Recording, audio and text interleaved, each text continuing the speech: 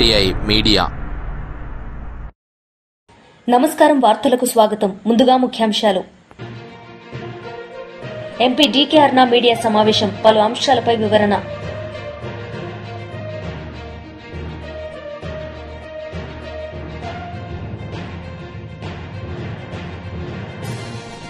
మాజీ మంత్రి పేర్ని నాని మీడియా సమావేశం, పలు అంశాలపై వివరణ.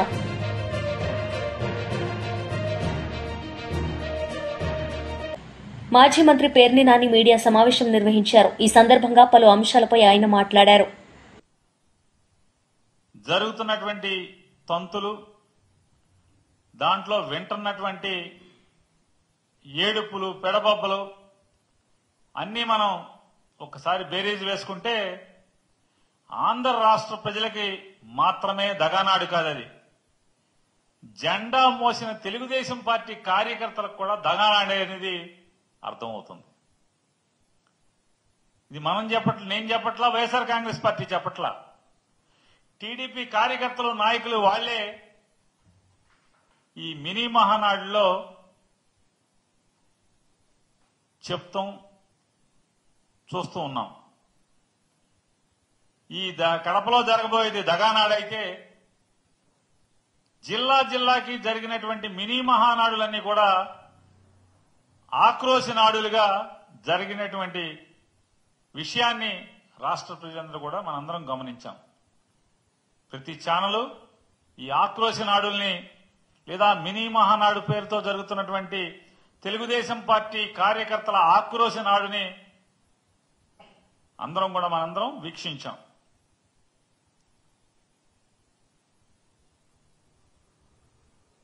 ఒక జిల్లాలో పాపం ఆయన సీనియర్ మంత్రి గారు, మాజీ మంత్రి గారు కూడా, సీనియర్ శాసనసభ్యుడు, కేంద్ర మంత్రికి మామగారు, ఆయన ఆక్రోశం, ఆయన బాధ, ఆయన వ్యధ చెప్పనలవి కాదు. పాపం ఆయన బాధ నిజంగా అంటే వైఎస్ఆర్ కాంగ్రెస్ పార్టీ ఓడుగానో లేదా మాజీ మంత్రివర్యులు, మాజీ వైఎస్ఆర్ కాంగ్రెస్ పార్టీ మహిళా విభాగ అధ్యక్షురాలైనటువంటి రోజా గారి కుటుంబ సభ్యులు, ఆవిడ అభిమానులు వారికి బాధ కలగదో తెలియదు కానీ ఇంకెవరికి చూసినా కూడా ఆయన వర్ణనాతీతమైనటువంటి ఆయన వ్యధా బాధలు చూస్తే ఈ బాధ పగోడికి కూడా రాకూడదురా అని చెప్పి జాలిపడేటువంటి పరిస్థితి. అంటే ఒక అధికార పార్టీలో ఈ మినీ మహానాడులో, అదే ఈ ఆక్రోశ నాడులు, కార్యకర్తల ఆక్రోశ నాడుల్లో జరిగినటువంటి ఆ మీటింగులో ఒక్కటంటే ఒక్క చోట కూడా సంవత్సర కాలంగా మమ్మల్ని నమ్మి మాకు ఓటేశారు, ఈ రాష్ట్ర ప్రజలకి ఇన్ని మేళ్లు చేశాము అని గర్వంగా ఒక్కడంటే ఒక్క నాయకుడి గాని, ఒక్క ఎమ్మెల్యే గాని లేదా ఒక్క కార్యకర్త గాని ఎక్కడ గర్వంగా జబ్బగదలుచుకున్నది గాని కాలరెగరేసి మీటింగ్ చెప్పిన దాఖలాలు ఎక్కడా లేవు 26 జిల్లాల్లో. ఒక్కటంటే ఒక్క చోట కూడా. లేదా ఈ ఆంధ్ర రాష్ట్రానికి 40 ఏళ్ల ఇండస్ట్రీ, అలాగే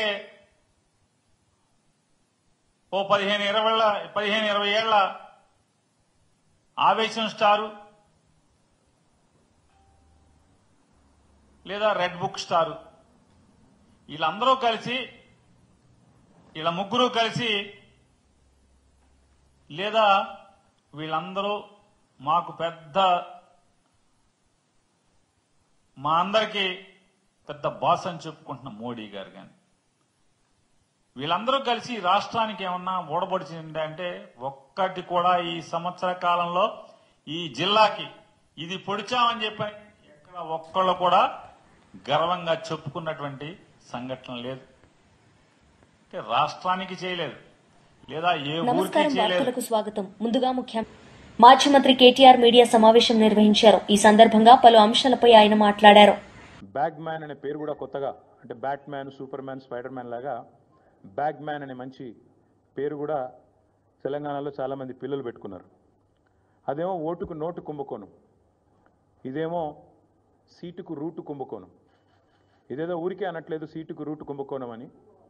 స్పష్టంగా రేవంత్ రెడ్డి గారి గురించి నేను చెప్పడం కాదు, ఈరోజు మంత్రిగా ఉన్న కోమటిరెడ్డి వెంకటరెడ్డి గారే ఓపెన్గా బహిరంగంగా పత్రికా సమావేశంలోనే చెప్పినారు.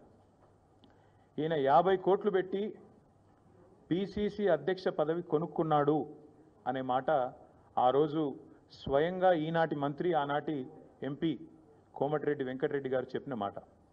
కానీ సరే, వెంకటరెడ్డి గారు చెప్పిన దానికి ఆ రోజు ఆధారాలు లేకపోవచ్చు, కానీ ఈరోజు ఆధారం ఉంది అంటూ ఎన్ఫోర్స్మెంట్ డైరెక్టరేట్ వారు ఛార్జ్షీట్లో స్పష్టంగా ఎవరు డబ్బులు ఇచ్చారు, ఏ పొజిషన్ అమ్ముకున్నారు, ఎన్ని డబ్బులు ఇచ్చారో కూడా స్పష్టంగా చెప్తా ఉన్నారు. ముందేమో ఆనాడు పిసిసి కోసమేమో సూటుకు, ఆనాడు పిసిసి పదవి కోసం బ్రహ్మాండంగా ఆ రోజు డబ్బులు ఇచ్చి 50 కోట్లు ఇచ్చి తెచ్చుకున్నారని వాళ్ళ కాంగ్రెస్ నాయకులు చెప్పిన మాట. ఈరోజు ఢిల్లీకి ఇప్పటికి కూడా జరుగుతూ ఉన్నది ఏమంటే, తెలంగాణ అనేది కాంగ్రెస్ పార్టీకి ఒక ఏటీఎంగా మారిపోయిన మాట వాస్తవం. ఎప్పుడు డబ్బులు కావాలి అని కాంగ్రెస్ పార్టీ వాళ్ళు అనుకుంటే అప్పుడు పెద్ద ఎత్తున డబ్బులు అందిస్తూ తన పదవిని కాపాడుకుంటా ఉన్నారు రేవంత్ రెడ్డి గారు. ఇవాళ ఓటుకు నోటు జరిగినప్పుడేమో రేవంత్ రెడ్డి గారు ఒక ఎమ్మెల్యే, కానీ ఈరోజు ఈ రాష్ట్రానికి ముఖ్యమంత్రి. కాబట్టి యావత్ దేశం పరువు, యావత్ దేశం ముందు తెలంగాణ పరువు ఇవాళ తీసి పరువు పోగొట్టి, నిజంగా తెలంగాణ ముఖ్యమంత్రి అంటే ఇట్లాంటి వ్యక్తి అనే పరిస్థితి ఇవాళ కనబడతా ఉన్నది. గతంలో యడ్యూరప్ప గారు కర్ణాటక ముఖ్యమంత్రిగా ఉన్నారు. ఇది నేను చెప్పేది 2020వ సంవత్సరానికి సంబంధించిన అంశం. ఇది కాంగ్రెస్ పార్టీ యొక్క స్టేట్మెంట్. ఆ రోజు కాంగ్రెస్ పార్టీ ఆనాడు యడ్యూరప్ప గారు ముఖ్యమంత్రిగా కర్ణాటకలో ఉన్నప్పుడు మరి హౌసింగ్ స్కామ్లో ఈయన పాత్ర ఉంది అని వార్తలు వస్తే ఆ రోజు అక్కడి కాంగ్రెస్ నాయకులు చేసిన డిమాండ్ ఏంది అంటే, మరి వెంటనే యడ్యూరప్ప గారు నిష్పక్షపాతంగా విచారణ జరగాలి అంటే రాజీనామా చేయాల్సిందే, ఇట్లాంటి వ్యక్తి ముఖ్యమంత్రిగా ఉంటే విచారణ ఎట్లా జరుగుతుంది అని చెప్పి ఆ రోజు అక్కడి కాంగ్రెస్ పార్టీ అధ్యక్షులు, ప్రదేశ్ కాంగ్రెస్ కమిటీ అధ్యక్షులు కర్ణాటకలో చేసిన డిమాండ్ చాలా వాళ్ళు చెప్పిన మాట. The Karnataka Congress on Thursday demanded that Karnataka Chief Minister B.S. Yediyurappa either resign or be sacked to ensure a fair investigation against him in 2019 corruption case. ఇది కర్ణాటక కాంగ్రెస్ మాట, నా మాట కాదు. ఒక విచారణ ఎదుర్కోవాల్సి వస్తే ముఖ్యమంత్రి గారు ఈదర్ ఈ షుడ్ రిజైన్ వాలంటరీలీ, స్వచ్ఛందంగా తప్పుకోవాలి, లేదా ఆయనను అర్జెంటుగా తొలగిస్తేనే నిష్పక్షపాతమైన ఎంక్వైరీ జరుగుతుంది అనే మాట వారు చెప్పిన మాట. ఇవాళ మేమంటుంది కూడా అదే. 4 కోట్ల ప్రజల ముందు ఇవాళ ఆ ప్రజలకు నాయకత్వం వహించే నాయకుడిగా అక్కడ కూర్చున్న వ్యక్తికి తప్పకుండా నిజాయితీ ఉంటే, నైతికత ఉంటే వెంటనే అయితే రేవంత్ రెడ్డి గారు స్వచ్ఛందంగా తప్పుకోవాలి, లేదా కాంగ్రెస్ పార్టీ పెద్దలు స్పందించి తప్పకుండా వెంటనే వారిని రాజీనామా చేయించి నిష్పక్షపాతంగా విచారణ జరగడానికి సహకరించాలని మేము కూడా డిమాండ్ చేస్తూ ఉన్నాం. రేవంత్ రెడ్డి గారు మాటల ముఖ్యమంత్రి కాదు, మూటల ముఖ్యమంత్రి అని మళ్ళొకసారి తేలిపోయింది దీంతో. ఎందుకంటే మూటలు మోసే పిసిసి అధ్యక్ష పదవి తెచ్చుకున్నారని వెంకటరెడ్డి గారు చెప్పారు. ఇప్పుడు మూటలు మోసే పదవి కాపాడుకుంటున్నారు అని దేశమంతా తెలుసు. అట్లాగే మూటలతోనే ఆనాడు పిసిసి ఆఫీస్ బేరర్స్ దగ్గర కూడా డబ్బులు తీసుకొని మరి కాంగ్రెస్ పార్టీ ఒక పత్రికకు డబ్బులు అందించారని చెప్పి ఎన్ఫోర్స్మెంట్ డైరెక్టరేట్ కూడా చెప్తా ఉంది. ఇప్పుడు మాకు కూడా అర్థమవుతోంది, ముఖ్యమంత్రి గారు ఇవాళ విజయవంతంగా 44వసారి ఢిల్లీ పోయారంట. 16-17 నెలల్లో 44వసారి ఢిల్లీకి పోయి ఒక అరుదైన రికార్డు ముఖ్యమంత్రి గారు అయితే సృష్టించారో ఇప్పుడు మాకు అర్థమైంది ఎందుకు పోతున్నాడో ఢిల్లీ. చీకట్లో బీజేపీ పెద్దల కాళ్ళు పట్టుకోవడానికి, అయ్యా నా మీద కేసు లేకుండా చేయండి, నన్ను జైల్లో వేయకండి, ఎన్ఫోర్స్మెంట్ డైరెక్టరేట్ వాళ్ళతో ఒక మాట చెప్పండి అని చీకట్లో నిన్న రాత్రి పోయి అమిత్ షా గారి కాళ్ళు పట్టుకోవడం, బయటికి వచ్చి మాత్రం పెద్ద పెద్ద పోజులు కొట్టడం రేవంత్ రెడ్డి గారు మరి ఏం చేస్తున్నారో ప్రజలకు కూడా అర్థమై ఉండాలి. 44 సార్లు ఢిల్లీ ఎందుకు పోతున్నారో స్పష్టంగా అర్థమై ఉండాలి. ఒక్క ఇటుక పేర్చకుండా, ఒక్క కొత్త ప్రాజెక్టు కట్టకుండా, ఒక్క సంక్షేమ పథకం అమలు చేయకుండా, ఒక్క గ్యారంటీ ఇచ్చిన ఒక్క గ్యారంటీ అమలు చేయకుండా తెలంగాణలో 1,80,000 కోట్ల అప్పు, ఆ డబ్బులు ఎక్కడ పోతున్నాయో ఇప్పుడన్నా మరి తెలంగాణ ప్రజలకు అర్థమవుతుందని నేను అనుకుంటా ఉన్నా.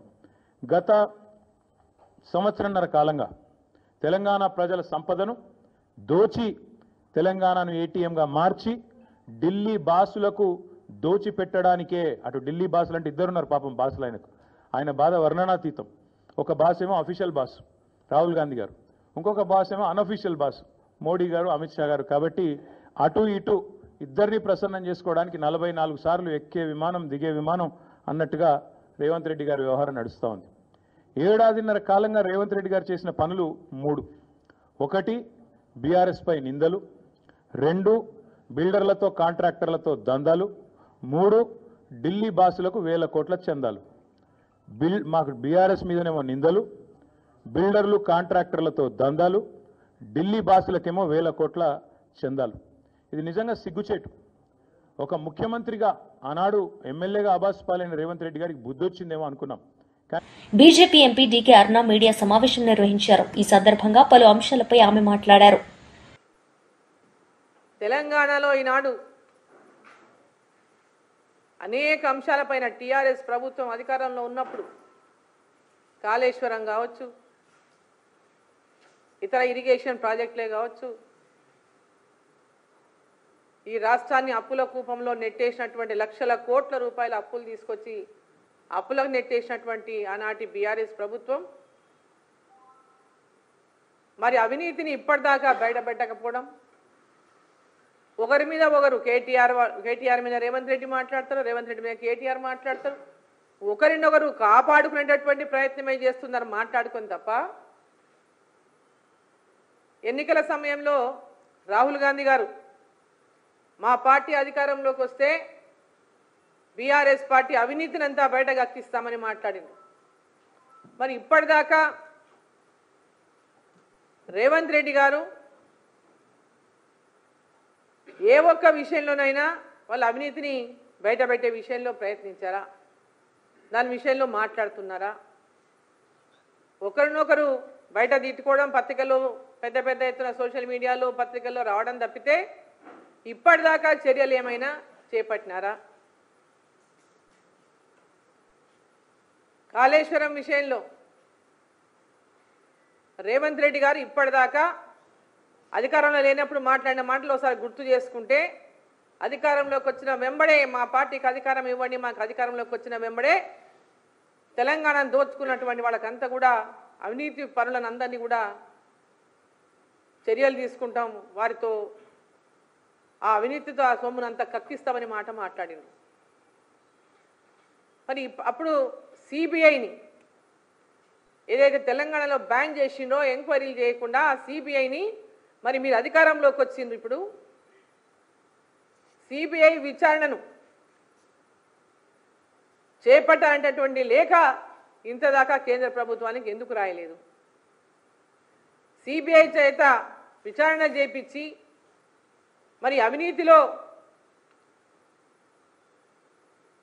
ఎవరికైతే పాత్ర ఉందో వారినంతా కూడా చర్యలు తీసుకునేటటువంటి విధంగా ఈ రాష్ట్ర ప్రభుత్వం, ఈ రాష్ట్ర ముఖ్యమంత్రి ఎందుకు చొరవ తీసుకోవడం లేదు?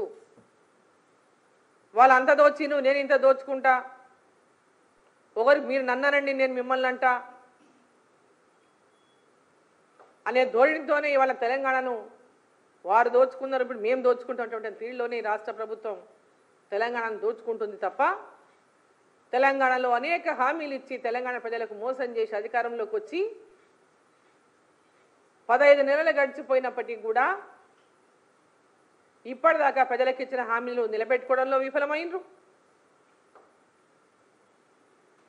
ఏదైనా మాట్లాడితే డబ్బులు లేవు,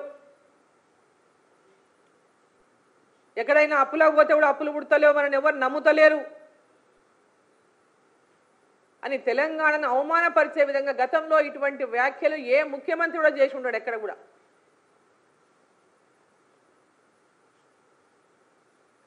అంత ఘోరమైనటువంటి పరిస్థితిలో ఈ రాష్ట్ర ముఖ్యమంత్రి ఈ రాష్ట్రాన్ని ఏలుతుంటే అసలు ఈ రాష్ట్రంలో ప్రజలను మోసం చేసి అధికారంలోకి వచ్చి దివాలా తీసినటువంటి పరిస్థితిలో మేము ఈ రాష్ట్రంలో అధికారంలోకి వచ్చినాం, ఏమీ లేదు ప్రభుత్వంలో అని చెప్పి మాట్లాడుతూ వాళ్ళు చేసుకోవడానికి వాళ్ళు వేలాది కోట్లు సంపాదించుకోవడానికి అనేక రకాలుగా పథకాలు రచించి వాటి వల్ల వాళ్ళు దోచుకుంటున్నారు తప్ప ప్రజలకు ఇచ్చినటువంటి హామీలను నిలబెట్టుకోవడంలో కానీ ప్రజలకు ఇచ్చినటువంటి హామీలను నెరవేర్చడంలో కానీ ఈ రాష్ట్ర ప్రభుత్వం పూర్తిగా విఫలమైంది. ఈ ముఖ్యమంత్రి గారికి ఒక రోజు కూడా ఆ కుర్చీ మీద కూర్చొని పరిపాలించినటువంటి అర్హత లేదు, కోల్పోయిందని చెప్పి ఈ సందర్భంగా నేను తెలియజేస్తా ఉన్నా. ఏనాడైతే మీరు నా దగ్గర డబ్బులు లేవు, మాకెవరు ఇచ్చే పరిస్థితి లేదని ఒక పూర్తిగా ఒక తెలంగాణ ముఖ్యమంత్రి స్థాయిలో ఈ రాష్ట్ర మాజీ మంత్రి బొత్స సత్యనారాయణ మీడియా సమావేశం నిర్వహించారు. ఈ సందర్భంగా పలు అంశాలపై ఆయన మాట్లాడారు. ఏ విధంగా ఈ ప్రభుత్వం మొప్పెడుతుంది, ఈ కూటమి నాయకులు ఏ విధంగా ప్రజల్ని ఇచ్చిన మాట నెరవేర్చకుండా వంచిస్తున్నారు, ఏ రకంగా జరుగుతుందో ఆలోచించమని కోరుతున్నాం. ఎక్కడ కూడా రాండాడు శాంతి భద్రతలు ఎక్కడ కూడా లేవు. ఏం జరుగుతుందో ఉదయం వేసి రాత్రి ఏమో జరుగుతుందో తెలియదు. చూసాం మన విజయనగరంలో జరిగే పండగలకి పబ్బాలు జరిగితే అంత ప్రజలు అల్లకల్లోపై ఏ రకంగా గొగ్గోలు పెట్టిన పరిస్థితి.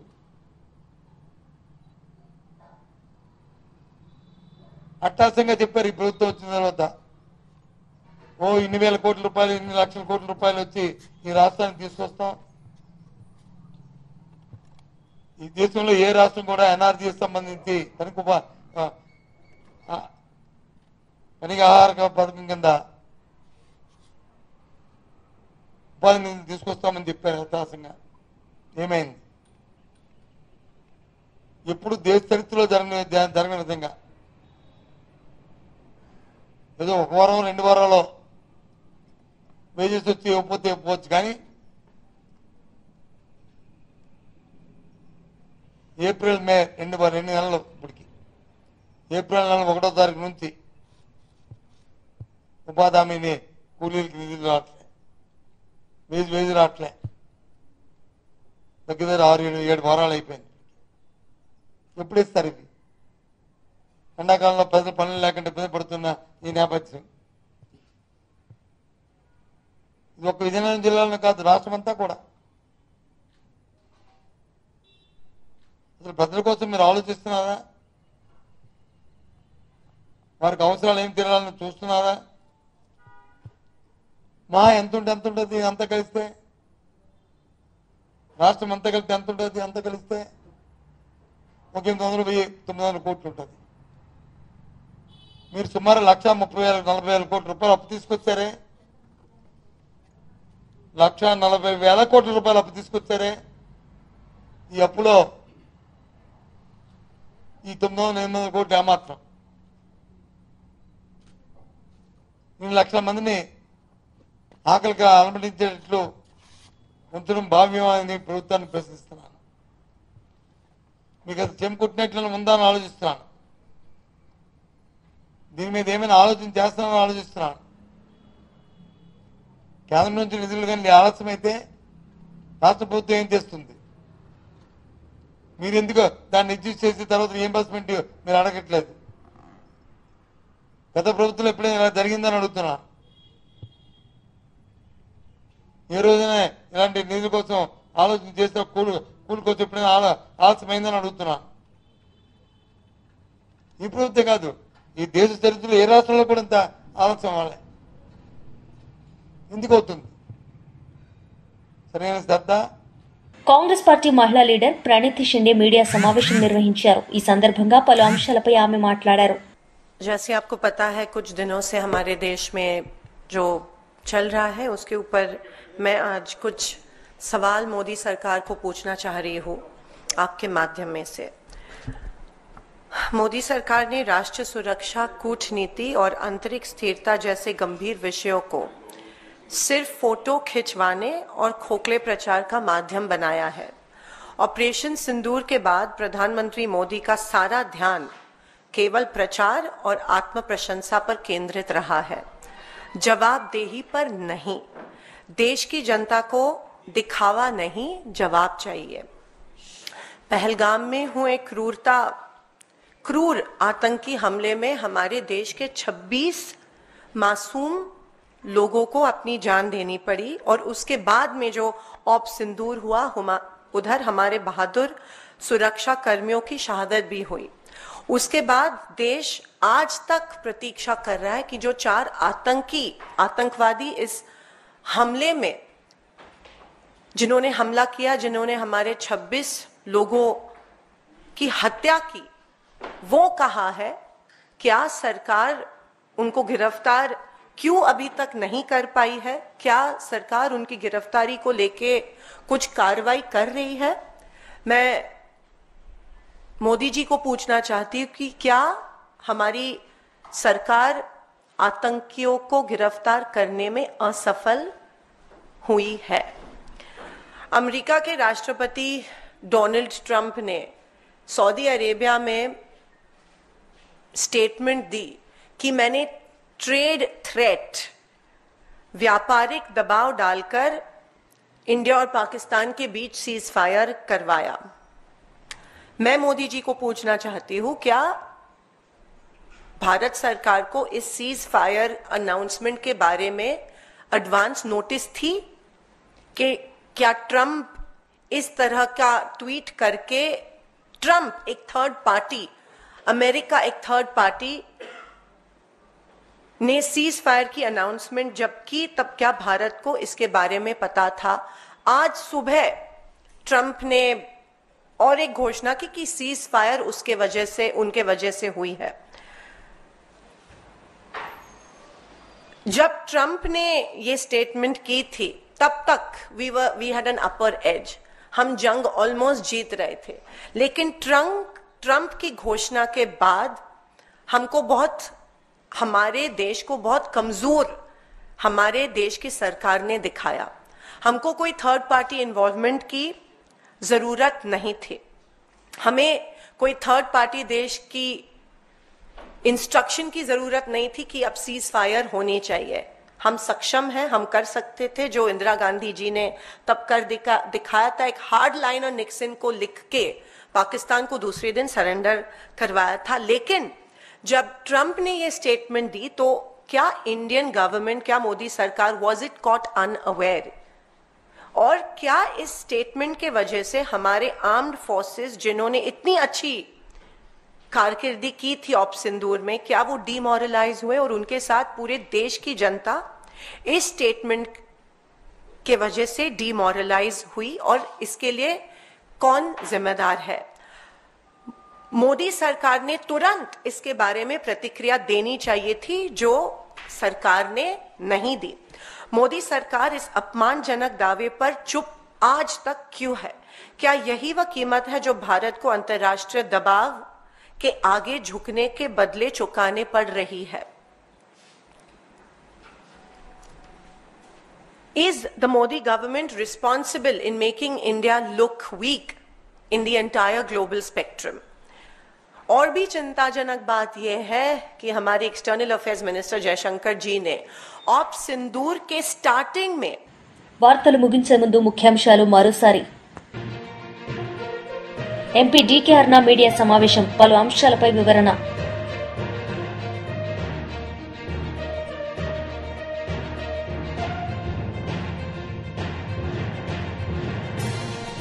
మాజీ మంత్రి పేర్ని నాని మీడియా సమావేశం, పలు అంశాలపై వివరణ.